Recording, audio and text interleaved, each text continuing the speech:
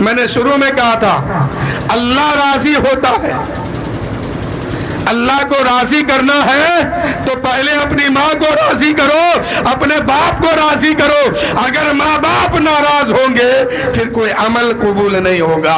نماز پڑھتے رہیے, روزہ رکھتے رہیے, زکوٰۃ دیتے رہیے. اگر گھر میں ماں ناراض ہے, باپ ناراض ہے, ماں باپ کو تکلیف پہنچاتے ہیں, نہ نماز قبول ہوگی, نہ روزہ قبول ہوگا, نہ صدقہ قبول ہوگا, نہ کوئی عمل قبول ہوگا. اپنے عمل کو اللہ کی بارگاہ میں قبول کرانا ہے تو پہلے اپنی ماں کو راضی کرو, باپ کو راضی کرو. ماں باپ ناراض ہوں گے, خدا بھی ناراض ہوگا. ماں باپ راضی ہوں گے, خدا بھی راضی ہوگا. ماں باپ کی رضا میں خدا کی رضا ہے, ماں باپ کی ناراضگی میں خدا کی ناراضگی ہے.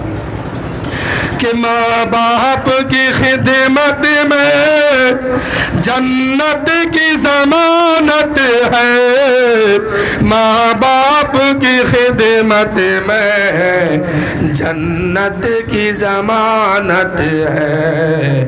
تم ان کو خفا کر کے جنت نہ گوا دینا. آج لوگ دنیا کو راضی کر لیتے ہیں, رشتہ داروں کو راضی کرتے ہیں, دوست احباب کو راضی کرتے ہیں.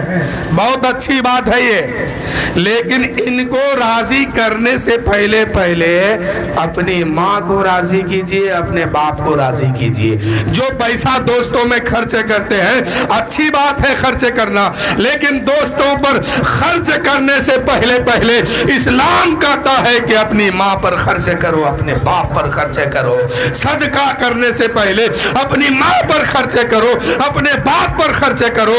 رشتہ داروں پر خرچ کرنے سے پہلے اپنی ماں باپ پر خرچ کرو. آج کیا ہوتا ہے, دوستوں کو چائے پلاتے ہیں, دوستوں کو پان کھلاتے ہیں, دوستوں کو گٹکا کھلاتے ہیں, دوستوں کو ناشتہ کراتے ہیں, اور اس کے گھر میں اس کی بوڑھی ماں ایک روٹی کھانے کے لیے ترس رہی ہے, دوائی کے لیے پریشان ہے, دوائی کے لیے وہ تڑپ رہی ہے. ماں بیمار ہے, دوائی نہیں آ رہی ہے, ماں پریشان ہے, روٹی ٹھیک سے نہیں کھلا رہے ہیں. اور وہ لوگ اپنی شان کو برقرار رکھنے کے لیے, عزت کمانے کے لیے دوستوں پر بازار میں خرچ کرتے ہیں, رشتہ داروں پر خرچ کرتے ہیں. نہیں میرے بھائی, دوستوں پر بعد میں خرچ کرو, رشتہ داروں میں بعد میں خرچ کرو.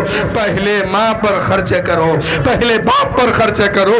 ماں باپ سے پوچھو, اے میری ماں آج تجھے کس چیز کی ضرورت ہے, آج تجھے کون سی چیز چاہیے. میرے دوستو یہ عجیب معاملہ ہے.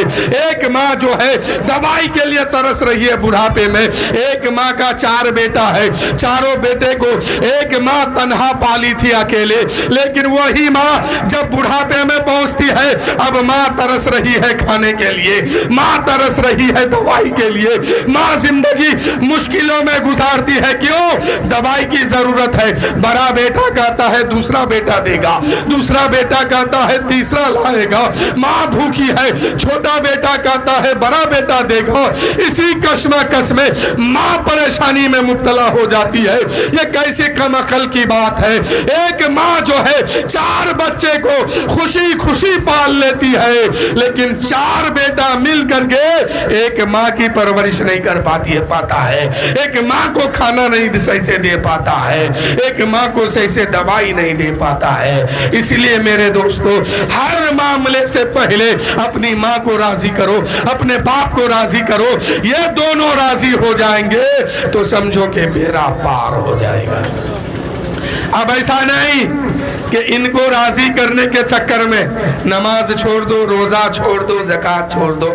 ایسا نہیں, جو مسئلہ لاگو ہوتا ہے سب پر عمل کرو, لیکن پہلے ماں باپ کو راضی کرو. ماں باپ کو راضی کر کے نماز پڑھو گے, اللہ سجدے کو بھی قبول فرمائے گا, رکوع کو بھی قبول فرمائے گا. زکوٰۃ دو گے, اللہ اس زکوٰۃ کو بھی قبول فرمائے گا. جو بھی عمل کرو گے یقیناً اللہ تعالیٰ قبول فرمائے گا. اللہ کی ذات سے یہ امید ہے. کہ ماں باپ کی خدمت میں جنت کی ضمانت ہے، تم ان کو خفا کر کے جنت نہ گوا دینا، تم ان کو خفا کر کے جنت نہ گوا دینا۔